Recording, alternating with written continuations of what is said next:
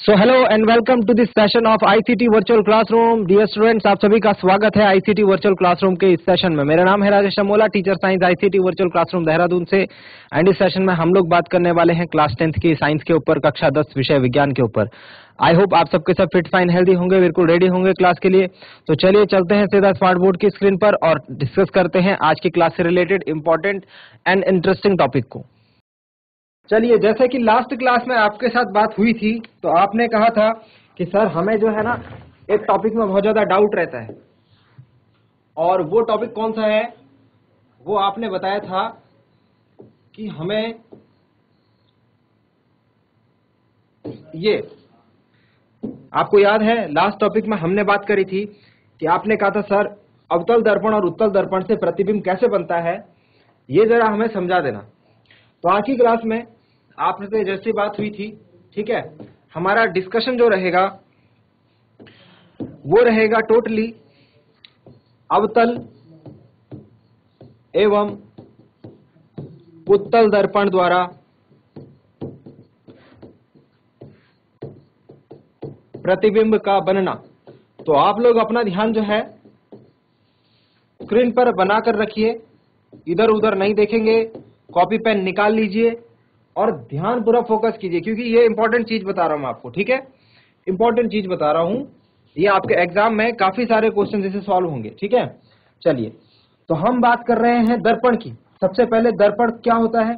दर्पण वो वस्तु को हम कहते हैं, उस वस्तु को हम दर्पण कह सकते हैं जिसके की दो पृष्ठ होते हैं। एक तरफ तो पॉलिश की होती है और एक तरफ का जो पृष्ठ होता है वो कैसा होता है? चमकदार होता है, चिकना होता है, ठीक है, जिससे कि प्रकाश का क्या हो सके, जिस पर प्रकाश किरण पड़ के क्या हो सके, परावर्तित हो सके। चलिए, तो हमने देखा है दर्पण जो है दो प्रकार के होते हैं, उत्तल दर्पण और अवतल दर्पण। सबसे पहले हम बात करेंगे, अगर आपको प्रतिबिंब का बनना सीखना है, अगर आपको प्रतिबिंब का बनना सीखना है तो उससे पहले आपको पता होना चाहिए किरण आरेख, रे डायग्राम के बारे में पता होना चाहिए। तो रे डायग्राम में कुछ 4 या 5 बिंदु आते हैं, उन 4-5 बिंदुओं के बारे में आपको पता होना चाहिए। चलिए, तो 1 बाय 1 सारे बिंदुओं को कवर अप करते हैं, 1 बाय 1 सारे पॉइंट्स को समझते हैं, ठीक है। अगर हम पहले बात करते हैं अवतल दर्पण की, कौन से दर्पण की? अवतल दर्पण की। तो अवतल दर्पण क्या होता है भाई? Concave mirror. मैंने आपको बताया कैसे याद रखना है।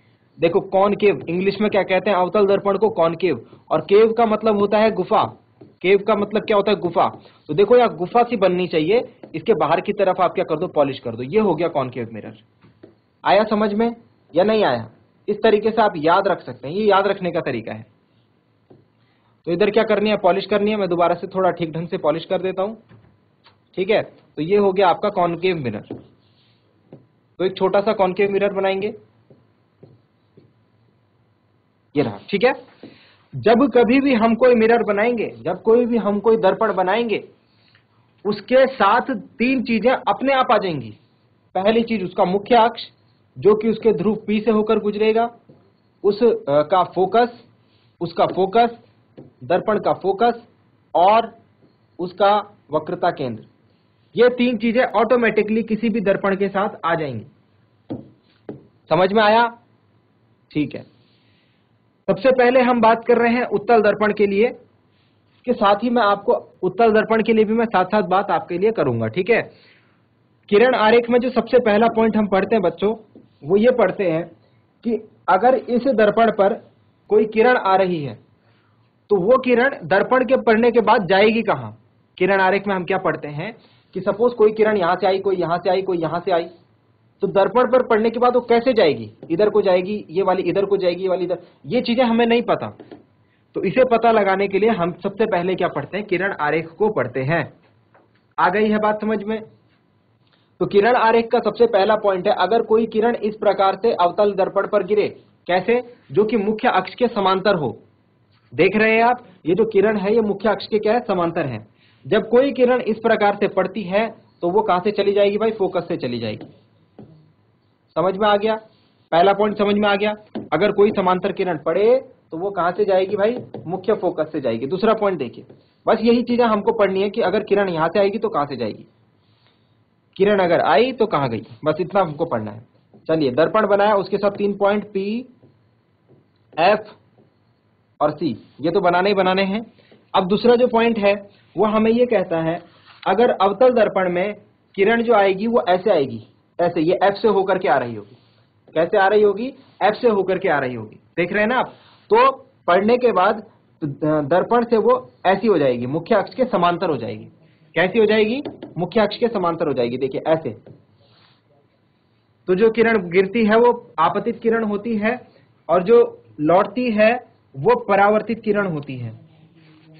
ठीक है, तो ये इस प्रकार से आएगी, ऐसे जाएगी, ये याद रखना है। ठीक है, थर्ड आपको क्या याद रखना है?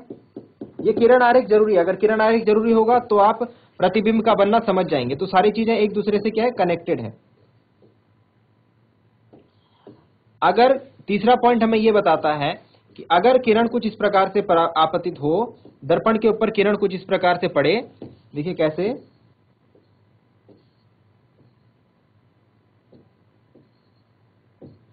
कैसे देखिए, अगर दर्पण के ऊपर किरण कुछ इस प्रकार से आपतित हो कि वो सी से होकर जाए, कहां से होकर? सी से होकर जाए, तो ये केस ध्यान रखना, ये केस ध्यान रखना कि वो उसी रास्ते वापस लौट जाएगी, उसी रास्ते क्या होगी? वापस लौट जाएगी। ठीक है, अगर सी से यानी कि वक्रता केंद्र से होकर के आए कोई किरण, तो वक्रता केंद्र से ही वापस चली जाएगी। ठीक है, and last point, fourth is the last point. Fourth point में हमने बात करनी है कि अगर सपोज ये हमारे पास अवतल दर्पण है, ठीक है, और इसमें जो किरण है आपतित किरण, वो कुछ इस प्रकार से आपतित हो रही है, ये रहा P, F और C। P और F, C का मतलब समझते हैं ना, अभी बताता हूं। ठीक है, अगर वो इस प्रकार से आपतित हो रही है कि सीधे सीधे वो कहां पर गिरे? P पर गिरे, P बिंदु पर। ये जो बिंदु है ये क्या नाम है इसका? P बिंदु है। ठीक है, P मतलब ध्रुव। तो ऐसे इस प्रकार से आपतित हो कि वो सीधा सीधा ध्रुव पर गिरे, तो जिस कोण से वो ध्रुव पर गिरेगी उसी कोण से वो वापस लौट जाएगी। तो उसका आपतन का कोण होगा वही परावर्तन का कोण होगा। ये 4 बातें आपको ध्यान में रखनी है। समझ में आया? ये हमने चारों बातें करी कौन से दर्पण के लिए? कौन से दर्पण के लिए? अवतल दर्पण के लिए, अवतल दर्पण के लिए। ठीक है, उत्तल दर्पण के लिए अब क्या होगा? उत्तल दर्पण के लिए थोड़ा सा चीजें डिफरेंट होंगी, होगा तो यही, पर थोड़ा सा डिफरेंट होगा। देखो कैसे। अब हम बात करते हैं उत्तल दर्पण के लिए।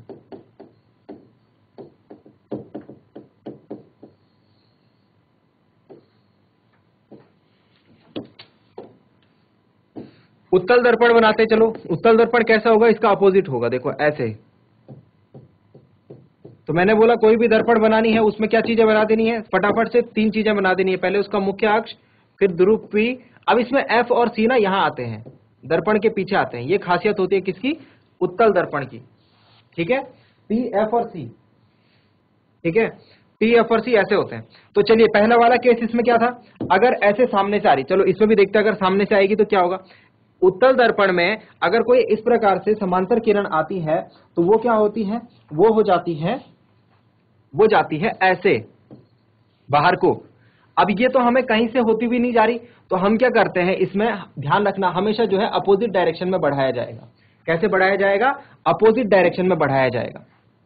तो मतलब हमको क्या दिखेगा कि जो अवतल दर्पण में, उत्तल दर्पण में जो मुख्य अक्ष के समांतर किरण आती है वो फोकस से जाती हुई प्रतीत होती है। यहां पर क्या वर्ड यूज करेंगे?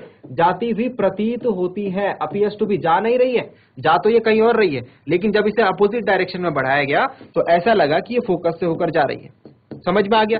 बस इतना सा काम आपको उत्तल दर्पण के लिए करना है। चलिए दूसरा केस देखते हैं। जो हमने उत्तल अवतल दर्पण में दूसरा केस देखा था, अब उत्तल दर्पण में वो दूसरा केस देखते हैं। तो ये हो गया P, ये हो गया F, ये हो गया C। ठीक है, यहां पर हमने क्या देखा था कि अगर कोई किरण इस प्रकार से आई, फोकस से होकर के आए, है ना, F बिंदु से। अब इधर से तो किरण आ नहीं सकती, दर्पण के पीछे से तो किरण आ नहीं सकती, जिधर पॉलिश रहता है वो दर्पण का पीछे वाला भाग रहता है, तो किरण कहां से आएगी भाई? यहां से आएगी। अब ये फोकस से होकर तो आ नहीं रही है, लेकिन जब इसे बढ़ाया जाएगा तो ऐसा लगेगा ये कहां से आ रही है? फोकस से होकर आ रही है। जब ये फोकस से होकर किरण आती है तो ये मुख्य अक्ष के समांतर हो जाती है। जब ये फोकस से होकर आती है तो मुख्य अक्ष के समांतर हो जाती है, parallel to the principal axis हो जाती है। ठीक है। थर्ड केस देखिए, यहां पर क्या आ रही थी, वक्रता केंद्र से होकर आ रही थी। फिर से वही बात हो जाएगी कि वक्रता केंद्र यानी कि सेंटर ऑफ कर्वेचर से होकर के किरण आ तो नहीं सकती है ना, बट हमको ऐसा लगेगा कि वक्रता केंद्र से होकर आ रही है। कैसे, ये देखिए कुछ इस प्रकार से। तो इसको जब ऐसे डॉट डॉट डॉट डॉट बढ़ाएंगे ना, तो एक सी पर जाकर के मिलेगा, है ना। अगर ऐसे कोई आएगा तो इसी रास्ते वापस लौट जाएगी। ठीक है, जिस रास्ते किरण आई है उसी रास्ते वापस लौट जाएगी। इतना समझ में आ गया। और लास्ट वाला पॉइंट जो है, चौथा वाला पॉइंट, ये दोनों दर्पणों के लिए सेम है। लास्ट वाला पॉइंट जो है ये दोनों मिरर्स के लिए सेम है। ठीक है, तो लास्ट वाला पॉइंट भी यहां पर बना देता हूं। यहां पर क्या होगा, ये रहा P, ये रहा F और ये रहा C। ठीक है, लास्ट वाले पॉइंट में क्या होगा कि अगर किरण कुछ इस प्रकार से आए कि P पर गिरे तो यहां भी ये ऐसे ही जाएगी। ये 4 पॉइंट, ये 8 पॉइंट अगर आपको समझ में आ गए, ये 8 पॉइंट अगर आपने याद कर लिए कि किरण कहां से आ रही है, कहां जा रही है, तो आपका जो इसके बाद हम लोग प्रतिबिंब का बनना सीखेंगे वो हम लोग अच्छे तरीके से कवर अप कर लेंगे। कितने बच्चों को ये 8 बिंदु समझ में आ गए हैं या फिर याद हो गए हैं, जरा हाथ खड़े करके बताओ। ठीक है, ठीक है, गुड, हाथ नीचे। ठीक है, हाथ नीचे।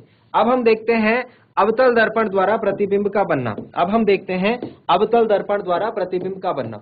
तो अवतल दर्पण द्वारा प्रतिबिंब जो है वो किस किस प्रकार से बनते हैं, उसमें आपको सबसे पहला पॉइंट, ठीक है, सबसे पहला पॉइंट जो याद रखना होता है वो रखना होता है वस्तु की स्थिति। वस्तु की स्थिति यानी कि हमारा जो ऑब्जेक्ट है वो किस किस पोजीशन पे रह सकता है। पहली बात आपको क्या याद रखनी है कि हमारा जो ऑब्जेक्ट है वो कौन कौन सी पोजीशन पर रह सकता है। तो सपोज ये दर्पण है, ये हमारा कौन सा दर्पण है, अवतल दर्पण है। ठीक है, अभी आप इसको बात को समझो कि अवतल दर्पण के सामने ऑब्जेक्ट जो है कौन कौन सी जगह पे रह सकता है। ये रहा, अवतल दर्पण में क्या होता था, याद करो, F और C इस तरफ होता था, है ना। F का मतलब क्या भाई, F का मतलब है फोकस, और C का मतलब है वक्रता केंद्र, सेंटर ऑफ कर्वेचर, और P का मतलब है ध्रुव, P का मतलब है ध्रुव। ठीक है, और ये जो लाल लाइन खींची है इसे हम कहते हैं मुख्य अक्ष, इसे हम कहते हैं दर्पण का मुख्य अक्ष, प्रिंसिपल। ये लाइन कैसी होती है, काल्पनिक रेखा होती है, काल्पनिक रेखा होती है। ऐसा नहीं कि हर एक आपको आपके हाथ में दर्पण दे दिया, आप बोलोगे इस पे तो लाइन ही नहीं खींची हुई। ये काल्पनिक है, हमको अपने दिमाग में सोचनी पड़ती है। समझ में आ गई इतनी बातें। चलिए, तो ये तो रही बेसिक बातें। अब हम लोग देखते हैं कि दर्पण में बनता किस प्रकार से प्रतिबिंब। तो मैं वस्तु को कहां कहां पर रख सकता हूं। सपोज ये हमारी वस्तु है, सपोज ये क्या है, ये हमारी वस्तु है। मतलब आप ऐसा सोचिए कि आपके सामने ये मिरर रखा है, जो आप शीशा है ना जिसमें आप अपना प्रतिबिंब देखते हो, आपके सामने वो रखा हुआ है। तो आप इस शीशे के यहां पर, कभी आप उसके सामने खड़े हो जाते हो, कभी आप उसके दूर खड़े हो जाते हो, है ना। कभी आप उसके मतलब इतना दूर भी नहीं, पास भी नहीं, ऐसे खड़े रहते हो। समझ रहे हो, ये आपके घर वाला शीशा है। तो आपके घर वाले शीशे में तो आप एक जैसे ही दिखते हो, चाहे आप नजदीक खड़े रहो चाहे दूर खड़े रहो। लेकिन ये उत्तल दर्पण है ना, ये जो कॉनकेव मिरर है, इसमें आप दूर नजदीक अलग अलग पोजीशन पे अलग अलग हिसाब से प्रतिबिंब बनता है। तो यहां पर हमको देखना पड़ेगा कि ऑब्जेक्ट को कहां कहां पर रखा जा सकता है। बात समझ में आ गई। तो ये हमारा ऑब्जेक्ट है, इसे मैं यहां भी रख सकता हूं, यहां भी रख सकता हूं। ठीक है, इसे मैं क्या कर सकता हूं, वेट अ मिनट, इसे मैं क्या भी कर सकता हूं, इसे मैं यहां भी रख सकता हूं, यहां भी रख सकता हूं, यहां बीच में भी रख सकता हूं, इसके बीच में कहीं भी। इसे मैं यहां पर भी रख सकता हूं, यहां बीच में भी रख सकता हूं कहीं भी, है ना। तो मैं इसको अलग अलग पोजीशन पे रख सकता हूं। अब ऐसा जरूरी नहीं है कि यहां पे रखा चाहे यहां पे रखा प्रतिबिंब एक ही प्रकार का बना, नहीं, प्रतिबिंब हर केस में अलग अलग प्रकार का बनेगा। इसीलिए आपको सबसे पहले ध्यान रखना है वस्तु की स्थिति क्या है। तो वस्तु की यहां पर 6 स्थिति हो सकती है। देखो, जो जो स्थिति है मैं वहां पर रख रहा हूं। सबसे पहली स्थिति यह है कि जब वस्तु यहां पर है, इस पोजीशन को हम कहते हैं, इस पोजीशन को हम कहते हैं अनंत। इस पोजीशन को हम क्या कहते हैं, अनंत। जब ये क्या है, दर्पण से बहुत दूर है। ये देखो, ये फर्स्ट पोजीशन कौन सी हो गई, अनंत पर। ठीक है, सेकंड पोजीशन कौन सी हो गई, सेकंड पोजीशन जब आप अनंत, मतलब बहुत ज्यादा दूर मत रखो पर सी के पीछे रखो, तो दूसरी पोजीशन हो जाती है हमारी ये, दूसरी पोजीशन हो जाती है सी से परे, बोलते हैं इसे। तीसरा केस क्या हो सकता है कि मैं इसको बिल्कुल सी पर रख दूं, बिल्कुल किसके ऊपर रख दूं, सी के ऊपर। तो थर्ड पॉइंट ये हो जाएगा सी पर। चौथा क्या हो सकता है कि जो हमारी वस्तु है मैं उसको सी और एफ के बीच में कहीं रख दूं, यहां भी रख सकता हूं, यहां भी रख सकता हूं, तो इसके बीच में कहीं पर हम लोग ले लेते हैं कि सपोज हमने इसको रखा है, वस्तु को चौथी पोजीशन है उसकी सी तथा एफ के मध्य।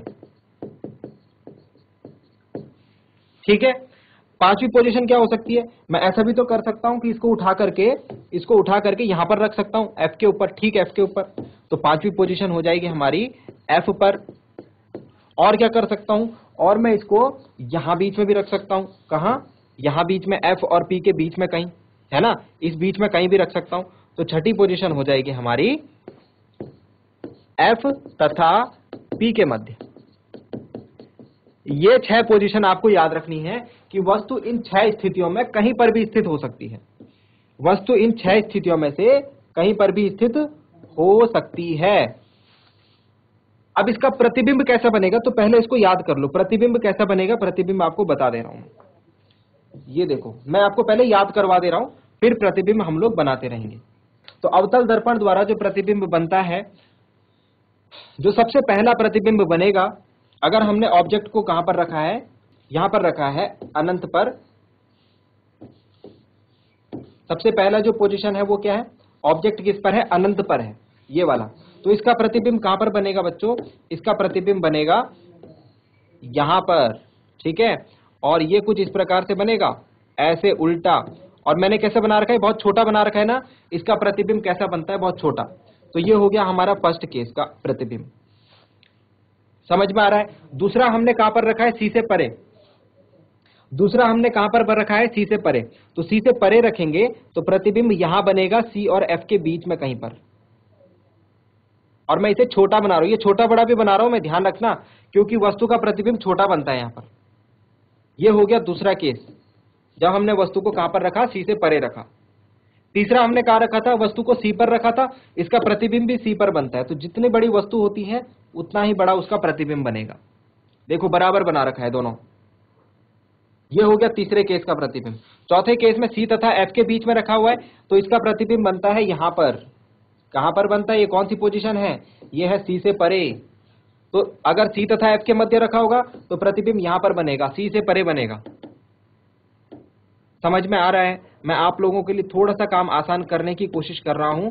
अगर आप ये चीज याद कर लेंगे तो आपको जो है पूरा का पूरा एक टेबल होती है ना, वो याद हो जाएगी। ये तो ये तीसरे का प्रतिबिंब और ये चौथे का प्रतिबिंब। पांचवें केस में वस्तु कहां है, एफ पर है, अगर एफ पर होगी तो उसका प्रतिबिंब कहां पर बनेगा, अनंत पर बनेगा, और बहुत बड़ा बनेगा, ठीक है। और छठा केस स्पेशल है हमारे लिए, छठा केस क्या है हमारे लिए, स्पेशल है। छठे केस का प्रतिबिंब कहां बनता है पता है, दर्पण के पीछे बनता है, यहां पर ऐसे। तो ये छठे केस का प्रतिबिंब है। अगर वस्तु को हम यहां रखेंगे एफ और पी के बीच में कहीं, तो प्रतिबिंब कहां बनेगा, दर्पण के पीछे बनेगा। तो ये एक टेबल है, ये आपको याद करने की मैंने कोशिश करी है कि इस फिगर को बना करके आप खुद से बना भी पाएं इसे, और खुद से याद भी कर पाएं, ठीक है। जो नीले वाले हैं ये वस्तु की स्थिति है, जो लाल वाली लाइन है वो प्रतिबिंब की स्थिति बता रही है हमें, ठीक है। जो ब्लू वाली है वो हमको क्या बता रही है, ये सारे के सारे हमको क्या बता रहे हैं, ये हमको बता रहे हैं प्रतिबिंब की स्थिति कहां पर होगी।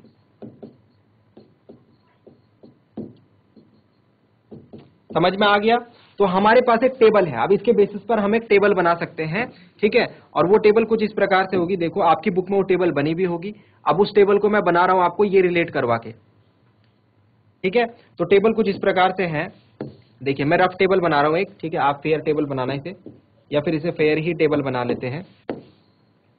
देखिए इस प्रकार से है, इसमें 2 कॉलम है, मैं अभी सिर्फ 2 कॉलम बना रहा हूं यहां पर, जिसमें कि हम लोग वस्तु की स्थिति और प्रतिबिंब की स्थिति लिखेंगे, और उसका साइज भी लिख लेते हैं। चलो चलिए, तो अवतल दर्पण द्वारा प्रतिबिंब बनना, सबसे पहले हम देखेंगे वस्तु की स्थिति। तो वस्तु को हमने कितने पॉइंट्स पर रखा था भाई, 6 पॉइंट पर। नाम लिखेंगे फटाफट से, ठीक है। तो 6 केस थे हमारे पास, 1 2 3 4 5 6। क्या था सबसे पहला, अनंत पर, देखो ऊपर लिखा हुआ है, मैंने जैसे लिखा हुआ है वैसे यहां पर लिखना है, अनंत पर। फिर दूसरा क्या था, सी से परे। फिर तीसरा क्या था, सी पर। चौथा क्या था, सी और एफ के बीच। पांचवा क्या था, एफ पर। छठा क्या था, एफ व पी के बीच। ये तो हो गई हमारी वस्तु की स्थिति। अब प्रतिबिंब कैसा बनेगा? प्रतिबिंब के लिए क्या है? नीचे रेड वाला लिखना है। प्रतिबिंब के लिए क्या है? जो नीचे रेड वाली लाइंस बना रखी है वो लिखनी है। तो प्रतिबिंब की स्थिति, पहले का प्रतिबिंब कहां पर दिख रहा है भाई मुझे? पहला देखो कहां पर लिखा हुआ है? एफ पर लिखा हुआ है, बहुत छोटा लिखा हुआ है, ठीक है। वो छोटे वाले को तो बाद में लिखेंगे हम। पहला प्रतिबिंब कहां पर बन रहा है? एफ पर। दूसरा देखो भाई कहां पर बन रहा है? ये सी और एफ के बीच बन रहा है। तीसरा देखो कहां पर बन रहा है? सी पर ही बन रहा है। चौथा देखो कहां पर बन रहा है? सी से परे बन रहा है। और पांचवा कहां बन रहा है? अनंत पर बन रहा है।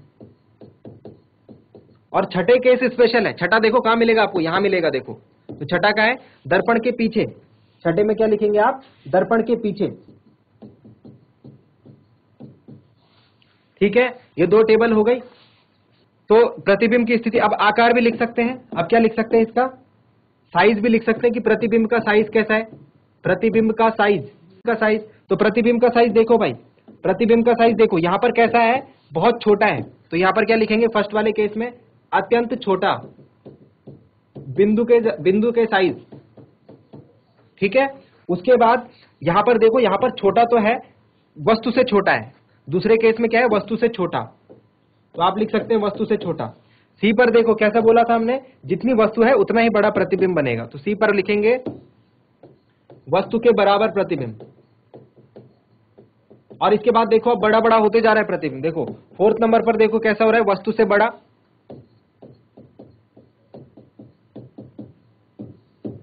और पांचवें नंबर पर देखो ये तो बहुत बड़ा प्रतिबिंब बन गया है ना। तो पांचवें नंबर पर क्या लिखेंगे? अत्यधिक विवर्धित। पांचवें नंबर पर क्या है? अत्यधिक विवर्धित। अत्यधिक बड़ा बोल सकते हैं इसे, अत्यधिक विवर्धित मतलब बहुत बड़ा। और छठे केस में क्या देख रहे हैं आप? छठा केस यहाँ है दर्पण के पीछे। तो दर्पण के पीछे प्रतिबिंब आपको कैसा दिख रहा है? बड़ा प्रतिबिंब, वस्तु से बड़ा प्रतिबिंब। इसको थोड़ा सा बड़ा बना देते हैं ताकि आप इसे समझ पाए। ये वस्तु से बड़ा प्रतिबिंब।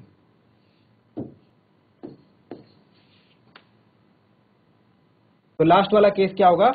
वस्तु से बड़ा। विवर्धित लिख लेते हैं इसे। विवर्धित मतलब क्या होता है भाई? विवर्धित मतलब होता है बड़ा। तो कितने बच्चों को ये टेबल अच्छी तरीके से समझ में आ गई है, जो अभी ये खुद से बना सकते हैं? कितने बच्चों को समझ में आया? ठीक है, गुड, वेरी गुड। जीआईसी साकेनिकेत, आप लोग अभी अभी क्लास में आए हो, ठीक है। इससे पहले हमने क्या क्या डिस्कस करा मैं आपको एक बार बता देता हूं। हमने ये चीज डिस्कस करी है, किरण आरेख पढ़ा है। उत्तल दर्पण और अवतल दर्पण के लिए किरण आरेख हमने पढ़ा है अभी, ठीक है। और हमने ये देखा है कि अवतल दर्पण द्वारा अगर वस्तु की स्थिति अलग अलग हो तो प्रतिबिंब की स्थिति क्या रहेगी और प्रतिबिंब का साइज क्या रहेगा, उसको हमने यहां पर समझा है, ठीक है। अब एक लास्ट पार्ट इस टेबल में रह जाता है। आपको ये टेबल जो है पूरी याद हो चुकी है अब लगभग। एक लास्ट पार्ट इस टेबल में रह जाता है और वो रहता है आपका प्रतिबिंब की प्रकृति का। उसको भी ऐड ऑन कर लेते हैं क्योंकि वो इजी पार्ट है, उसमें आपको बहुत ज्यादा कुछ सोचना नहीं है। फिर भी मैं बता देता हूं, फिर भी मैं आपको समझा देता हूं। देखो इधर आओ, हम लोग क्या लिखेंगे लास्ट वाले पार्ट में? यहां पर लिख लो प्रकृति, नेचर ऑफ द इमेज। देखो प्रकृति के लिए आप क्या करो, यहां देखो प्रतिबिंब। देखो जो प्रतिबिंब, ये सारे क्या है? ये सारे के सारे क्या है? प्रतिबिंब है। ये रेड वाले क्या है? प्रतिबिंब है। जो आपको दर्पण के सामने दिखे, दर्पण के सामने, ये सारे के सारे क्या दिख रहे हैं? दर्पण के सामने। जो दर्पण के सामने दिखते हैं उसे हम कहते हैं वास्तविक प्रतिबिंब।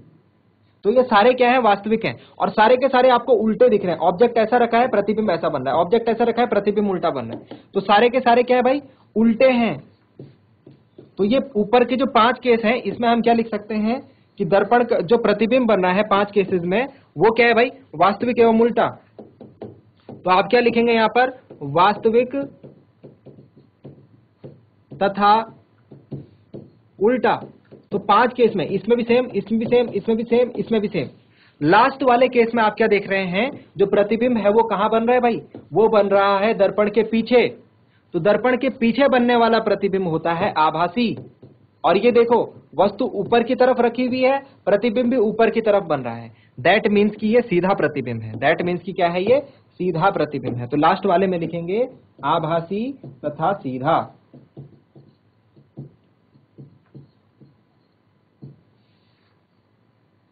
तो इस तरीके से आपकी ये टेबल जो है ये पूरी होती है। आपने टेबल जो है अपने सामने बनाई है खुद से, ठीक है। इसे याद करना बहुत ज्यादा मुश्किल नहीं है, अगर समझ के बनाएंगे तो पूरी टेबल आप खुद से बना सकते हैं। अगर इसे आप समझ के बनाएं तो पूरी टेबल आप खुद से बना सकते हैं।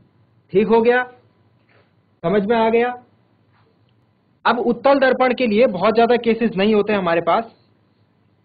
उत्तल दर्पण के लिए सिर्फ 2 केस होते हैं, ठीक है। उत्तल दर्पण के लिए सिर्फ 2 केस होते हैं ऐसे। तो उत्तल दर्पण की टेबल बनाना आपको सिखा देता हूं। कल मैं इनका जो किरण आरेख है वो बता दूंगा, कल मैं आपको किरण आरेख बता दूंगा इनका। तो उत्तल दर्पण के लिए भी आपको बता देता हूं। उत्तल दर्पण के लिए सिर्फ 2 केसेस होते हैं। टेबल बता रहा हूं अभी सिर्फ, ठीक है। अभी सिर्फ टेबल बनाना बता रहा हूं, क्योंकि उत्तल दर्पण की टेबल जो है वो आसान होती है, ठीक है। तो इसमें सिर्फ 2 केसेस हमारे पास होते हैं। सारे कॉलम वैसी बनेंगे। ये प्रतिबिंब की स्थिति है,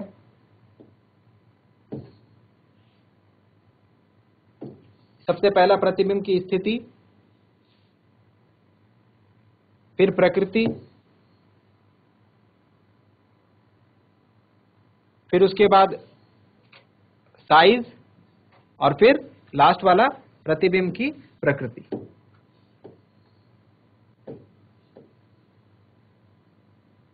इस प्रकार से। तो वस्तु की स्थिति,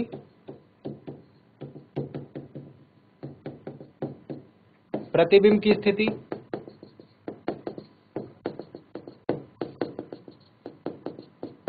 और यहां पर आएगा साइज, प्रतिबिंब का साइज, और यहां पर आएगा प्रतिबिंब की प्रकृति यानी नेचर ऑफ इमेज। ये हम किसके लिए बना रहे हैं भाई? ये हम बना रहे हैं उत्तल दर्पण के लिए। अवतल दर्पण का केस हमने पीछे पढ़ लिया है, ठीक है। तो इसमें कितने केस होते हैं? इसमें सिर्फ 2 केस होते हैं, 1 और 2। इसमें उतनी लंबी टेबल नहीं बनती जितनी अवतल दर्पण में बनी थी। पहला केस होता है अगर वस्तु को हमने अनंत पर रखा हो, और दूसरा होता है अनंत और पी के बीच में कहीं भी रख दो। बस इसमें 2 केस होते हैं। इमेज जो फर्स्ट फॉर्म होती है, दोनों ही केस में देखो दर्पण के पीछे बनती है। दर्पण के पीछे, दर्पण के पीछे, दोनों ही केसेस में दर्पण के पीछे बनती है इमेज। एफ पर बनती है पहले वाले केस में, दर्पण के पीछे बनेगी। लेकिन अगर अनंत पर रखेंगे तो वस्तु का प्रतिबिंब बनेगा एफ पर, और अगर अनंत व पी के मध्य रखेंगे तो पी व एफ के मध्य बनेगा दर्पण के पीछे। साइज की बात करें, साइज की बात करें तो अत्यधिक छोटा, पहले वाले केस में अत्यधिक छोटा प्रतिबिंब बनता है, और दूसरे वाले केस में छोटा प्रतिबिंब बनता है, मतलब वस्तु से छोटा। प्रकृति की बात करें तो इसमें मजेदार बात यह है कि दोनों ही केसेस में हमारा आभासी प्रतिबिंब बनता है, और दोनों ही केसेस में हमारा सीधा प्रतिबिंब बनता है। क्योंकि प्रतिबिंब सारे कहां बनते हैं? दर्पण के पीछे बनते हैं। तो मैंने अभी अभी आपको बताया दर्पण के पीछे बनने वाला प्रतिबिंब आभासी होता है, और उत्तल दर्पण की एक खासियत होती है कि वो हमेशा सीधा प्रतिबिंब बनाता है। तो आभासी तथा सीधा प्रतिबिंब। उत्तल दर्पण दिखा देता हूं आपको, ये रहा उत्तल दर्पण, ठीक है। और अगर आपको इसका मुख्य अक्ष है, ये रहा इसका मुख्य अक्ष, ठीक है। ये रहा बिंदु P, ये रहा F, और ये रहा C। और वस्तु के हम एक यहां पोजीशन पर रख सकते हैं वस्तु को, ठीक है, और एक हम वस्तु को यहां पोजीशन पर रख सकते हैं, इसके बीच कहीं पर भी, यहां, ठीक है। तो 2 पोजीशन है वस्तु के लिए, एक तो है अनंत पर, ठीक है, और दूसरी है अनंत और P के बीच में कहीं पर। समझ में आ गया है? नेक्स्ट क्लास में इसको और डिटेल में डिस्कस करेंगे। सो आई होप डियर स्टूडेंट्स, आपको आज जो बातें बताई गई वो समझ में आई होंगी, आपको इंटरेस्टिंग लगी होंगी, और आपने ध्यान दिया होगा क्लास में। मैं ये भी उम्मीद करता हूं कि घर जाकर आप इन चीजों को एक बार रिवाइज जरूर करेंगे। अगली क्लास में मिलते हैं एक नए और इंटरेस्टिंग टॉपिक के साथ। क्लास से जुड़ने के लिए आप सभी का बहुत बहुत धन्यवाद। Thank you very much and have a nice day.